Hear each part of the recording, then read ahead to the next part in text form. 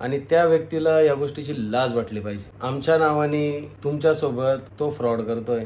जर 2 हात 2 पाय सलामत आहे तर तू कष्ट कर बाबा, कमव, पण असे रिकामे उद्योग करू नको।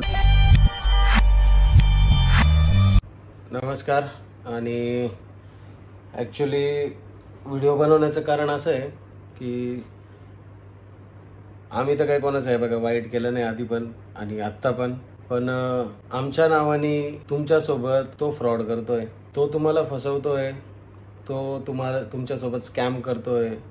आणि ही गोष्ट आहे ना, माझ्या जेव्हा कानावर आली ना, मला अतिशय वाईट वाटलं की आमच्या नावावरती तुमच्यासोबत का असं होतंय। आणि आमचं नाव वापरून इवन हे तुम्ही आमच्यासोबत जर अगोदरपासून जोडलेले असतील तर तुम्हाला सगळंच माहिती आहे। म्हणजे आम्ही तरी कधी कोणासोबत हे करणार नाही, पहिले तर गोष्ट ही आहे। त्यासोबतच आपण म्हणजे जर तुम्ही माझे व्लॉग बघता तर मला तरी वाटतं की तुम्हाला जर आपले व्लॉग समजतात तर तुम्ही सगळे समजदार लोक आहात। आणि असं कोणीही आमचं नाव घेऊन तुमच्या सोबत स्कॅम करेल, फ्रॉड करेल आणि तुम्ही तो होऊ देतील असं मला तरी योग्य वाटत नाही। कारण तुम्ही पण तेवढे जागरूक आहात आणि मी तर म्हणतो जागरूक राहिलंच पाहिजे। ॲक्च्युली आज हे आमच्या नावाने झालं, उद्या दुसऱ्याच्या नावाने पण होईल आणि त्या व्यक्तीला या गोष्टीची लाज वाटली पाहिजे। ॲक्च्युली जर 2 हात 2 पाय सलामत आहे तर तू कष्ट कर बाबा, कमव, पण असे रिकामे उद्योग करू नको, लोकांच्या भावनेशी खेळू नको। आणि तू जे सगळं करतोय ना तर चुकीचं करतोय। तो स्कॅमस्टर जो आहे ज्याने स्कॅम केला तो आपल्या व्लॉगवरती येऊन कमेंट्स करतोय लोकांना, ते पण आमच्या नावाने। त्यांनी आमच्याच नावाने प्रिया की प्रीतम नावाने आयडी ओपन केली आहे आणि डीपी पण आमचाच लावलाय। मग सगळ्यांना रिप्लाय दिले कमेंटचे त्यांनी आमचेच याला येऊन की म्हणजे असे लिंक करा किंवा मग तुमच्यासाठी एक गिफ्ट आहे, असं आहे तसं आहे म्हणून। मग काहींनी रिप्लाय दिले, त्यांना वाटलं आम्ही आहे म्हणून। तर मग टेलिग्राम वरती तर आपला अकाउंट सुद्धा नाही। आम्ही ऍक्च्युली टेलिग्राम वापरतच नाही। एक काळ होता जेव्हा मी म्हणजे टेलिग्राम नवीन आलं होतं, नवीन नव्हतं ऍक्च्युली, ते जुनंच होतं बट ते अपडेटेड आलेलं व्हॉट्सअप सारखंच होतं। तेव्हा मी टेलिग्राम बघायचो बट त्याच्यानंतर मला ते समजायला लागलं की तिथे सगळे स्कॅमस्टरच येतात, फ्रॉडच येतात। जवळजवळ 4-5 वर्ष झाले त्याच्यानंतर आम्ही त्या टेलिग्राम वापरणंच बंद केलंय, कारण त्या टेलिग्रामला सिक्युरिटी कोणतीच नाहीये। दुसरी गोष्ट अशी की आज आमच्या नावाने असं तुमच्यासोबत जर स्कॅम झाला तर मला तरी वाटतं की तुम्ही तितके समजदार आहेत की त्या ठिकाणी आम्ही जरी असलो तरी आम्ही पण कधी तुम्हाला असं वाटलं की कुठे पैसे मागतोय तर म्हणजे आम्हाला आम्हीच काय कोणी पण असू द्या बोललं तुम्हाला इथे पैसे भरायचे, बिलकुल पैसे भरायचे नाही, बिलकुल पैसे नाही भरायचे। काही पण येऊ। आता विषय काय असतो, आता विषय काय होता ऍक्च्युली, एकदा तुम्हाला आठवत असेल आता एक 15-20 दिवसापूर्वी प्रियाने एक QR कोड ठेवलेला, एक स्टोरी ठेवलेली। ऍक्च्युली तिची जी फ्रेंड आहे तुम्हाला माहिती आहे ती जिने प्रियाचं ते केराटिन ट्रीटमेंट केलेली ना ती होती। तिचं म्हणजे ऍक्च्युली ते आता ह्या व्लॉग मध्ये बोलायला नव्हतं हवं बट मी बोलतोय की खूप दुःखाचं डोंगर कोसळला तिच्यावरती। तिच्या मम्मी पप्पांचा ऍक्सिडेंट झाला आणि त्यात तिची मम्मी दगावली गेली आणि त्यासोबतच तिचे वडील सुद्धा ऍडमिट होते आणि त्यावेळेस तिला खूप अत्यंत गरज होती। ऍक्च्युली आम्हाला जेवढं करता आलं तेवढं आम्ही केलंच बट आम्हाला असं वाटलं की आम्ही म्हणजे मला असं वाटलं होतं तेव्हा की मी प्रियाला बोललो, त्यानंतर प्रिया कोमलला पण बोलली आणि कोमलने आणि प्रियाने दोघांनी ही स्टोरी ठेवलेली की फुलाची पाकळी कोणाकडून तिला जर आर्थिक हातभार लागला तर तिच्या वडिलांचा जीव वाचेल। आणि तेव्हा बऱ्याच जणांनी सपोर्टही केला बट ते होतं एक जेन्युइन रिझन। बट आम्ही कधी कोणाला रिप्लाय करून की आम्हाला पैसे पाठव आणि आम्ही तुम्हाला लकी ड्रॉ देऊ। ऍक्च्युली मी तुम्हाला इथे आता स्क्रीनशॉट दाखवतो, इथे बघा, इथे बघा की मला असे कमेंट्स आले। त्यात आहे ना मला एक व्ह्यूवर होता, ऍक्च्युली तो व्ह्यूवरच असावा असं माझी इच्छा आहे, पण जर तो स्कॅमटर असेल म्हणजे तोच जर फ्रॉडस्टर असेल तर मग ते चुकीचं आहे। ऍक्च्युली त्यांनी मला एक कमेंट केलेली, ती कमेंट वाचा पहिले, ही आहे।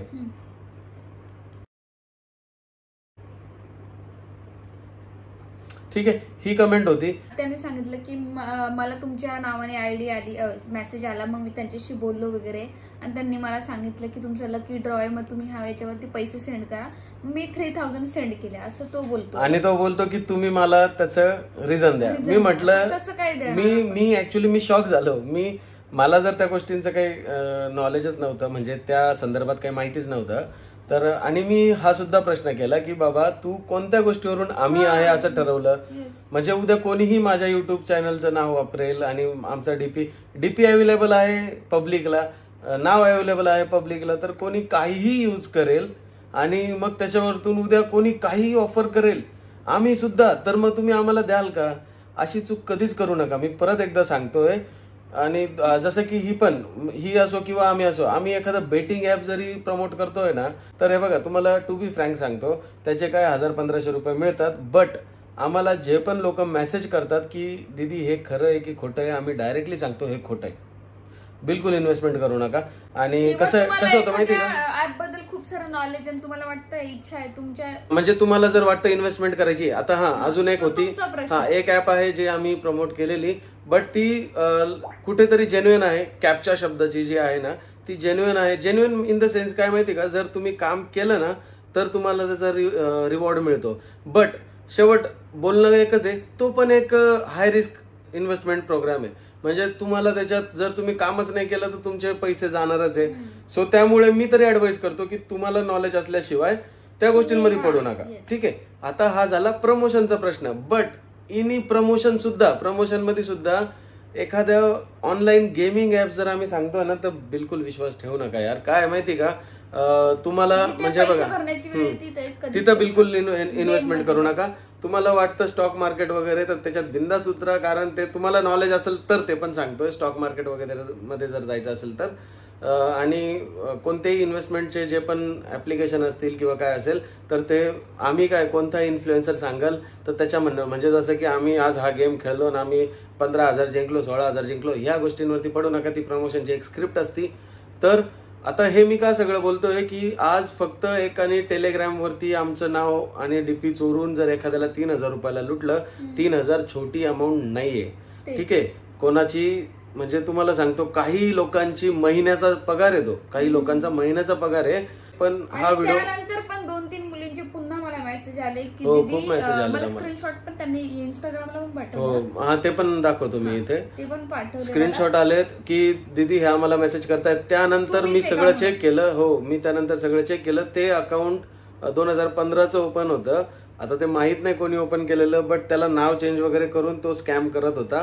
आणि त्यानंतर मी त्या चॅनलला रिपोर्ट मारली. रिपोर्ट मारल्यानंतर त्यांनी ज्याला कमेंट्स केलेल्या ना ते सगळ्या कमेंट्स डिलीट झाल्या. डिलीट म्हणजे त्या तिथेच होत्या पण दिसत नव्हत्या कोणाला.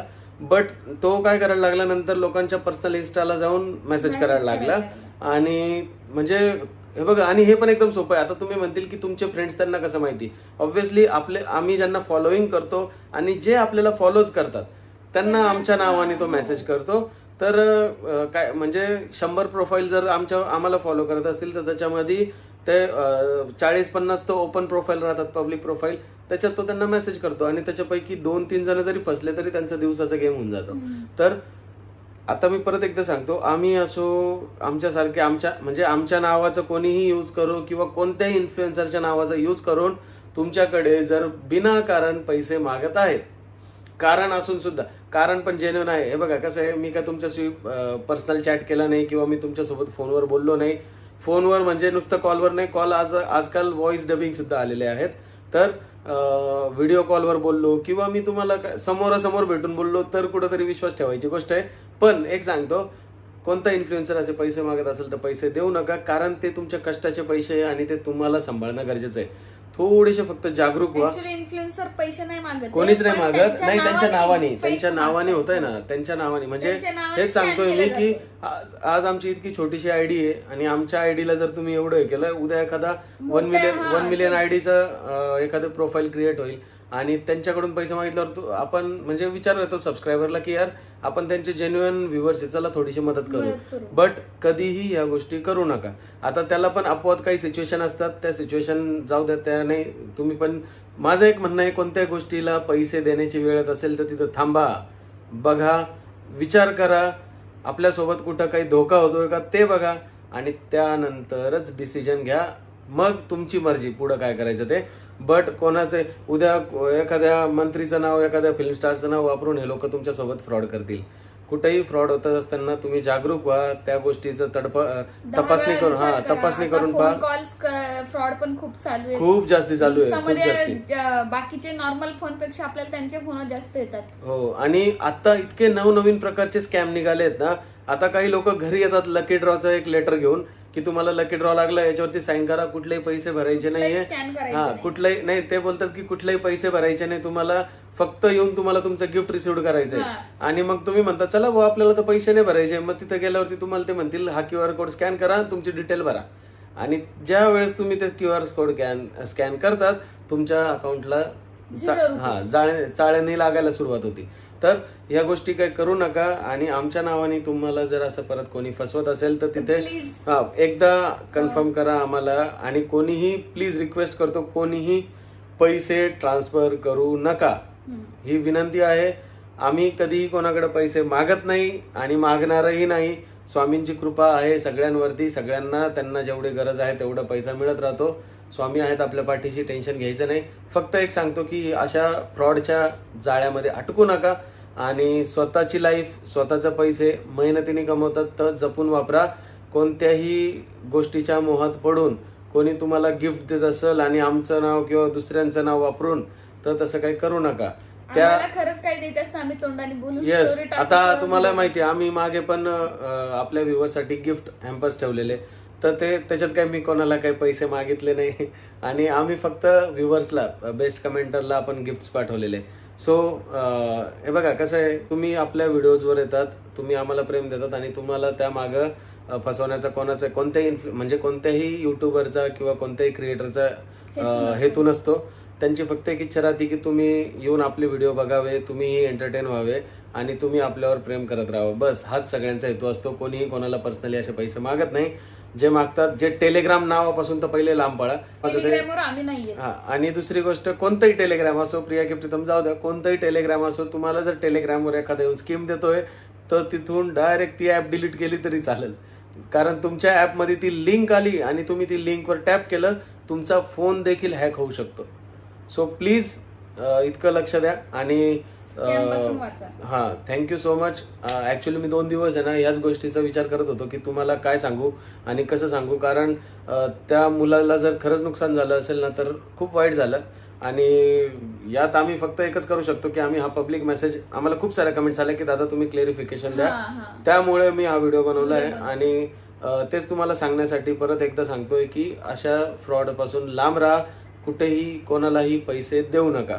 सो तुम्ही फक्त आमचे व्हिडिओज बघा, प्रेम द्या, बस आम्हाला इतकंच हवं. आमच्या नावाने असो, दुसऱ्यांच्या नावाने असो, असे कोणत्याही स्कॅम मध्ये अटकू नका. सेफ राहा, सतर्क राहा. सो चलो बाय बाय, गुड नाईट. हा एक इम्पॉर्टंट मेसेज होता. आपले व्लॉग लवकरच येणार आहे. 2 दिवस ह्याच टेन्शन मध्ये होतो मी की कोणाचं अजून नुकसान तर नाही झालं ना. आणि मी त्या प्रोफाईलला रिपोर्ट मारून त्याची एक ENC सुद्धा देऊन ठेवलेली आहे. उगाच प्रॉब्लेम नको दुसऱ्यांना पण. आणि कसं आहे, या सगळ्या गोष्टी चुकीच्या आहेत. सो चलो bye bye, good night, take care. भेटूया आपण लवकरच आपल्या ब्लॉग मध्ये.